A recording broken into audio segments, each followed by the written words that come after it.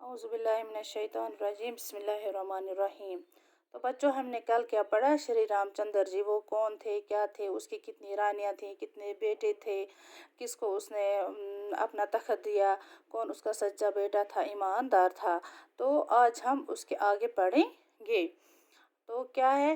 रामचंद्र जी फरमाबरदार थे। नेकी, ईमानदारी और सच्चाई का जज्बा उनके दिल में बदरजाई अतम मौजूद था।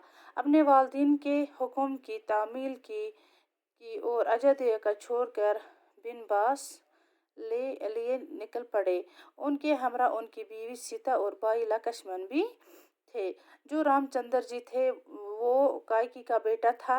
वो सच्चाई था, वो फर्माबरदार था, नेक था, ईमानदार था। सच्चाई का जज्बा उसके दिल में कूट कूट के भरा हुआ था। अपने वालिदैन के हुक्म की तामील करता था और उसने अजदिया को छोड़कर वो बिनबास के लिए निकल पड़े। अपने घर को छोड़कर निकल पड़े और उनके साथ उनकी बीवी सीता और भाई लक्ष्मण भी थे। रामचंद्र जी को बिनबास गए अभी कुछ दिन ही हुए कि राजा दशरथ की वफात हो गई। जब रामचंद्र जी बिनबास गए, जब वो घर छोड़कर निकल गए, अभी उसको कुछ दिन ही हो गए थे कि राजा दशरथ की वफात हो गई, यानी वो मर गया। अब भरत को राजगद्दी पर बैठने के लिए कहा गया, लेकिन वो चूंकि रामचंद्र जी से बेपनाह मोहब्बत करते थे, लेकिन अब जो भरत है उसको राजगद्दी पर बिठाया गया।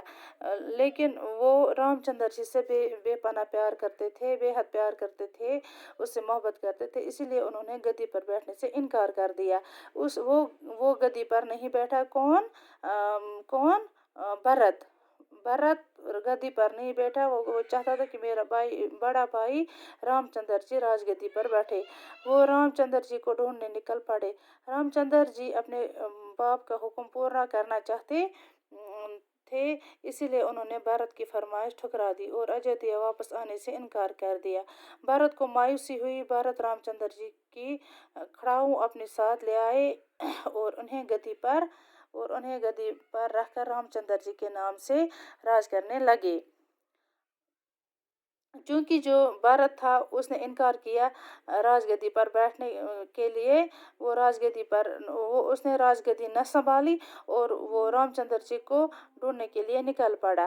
क्योंकि जो रामचंद्र जी थे वो अपने बाप का हुक्म पूरा करना चाहते थे, लेकिन भरत ने उससे वापस लाया। वो राज अम, वो उसने अयोध्या वापस आने से इनकार कर दिया, लेकिन भरत ने उससे न माना और अपने साथ ले आया और अपने राजगद्दी पर बिठा लिया। बाकी हम कल पढ़ेंगे।